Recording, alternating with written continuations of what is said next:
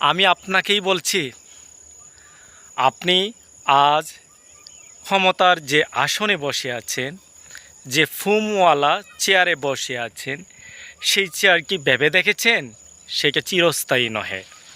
সেই চেয়ারটি ক্ষণস্থায়ী।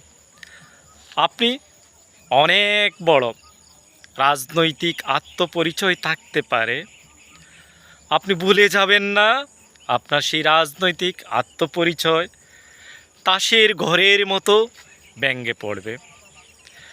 আপনি ভাবছেন আপনি একটা গ্রুপ অফ ইন্ডাস্ট্রির মালিক, আপনি জানেন না এত অহংকার করে কোনো লাভ নেই। আজকের বাদশাহ আগামীকালকের ফকিরও হতে পারে। তাই আমরা সবাই জনগণের অধিকারের প্রতি রক্ষা করব। আমরা অফিসের চেয়ারটিকে, অফিসের আসনটিকে একেবারে চিরস্থায়ী ভাবব না। জনগণের কল্যাণে কাজ করব।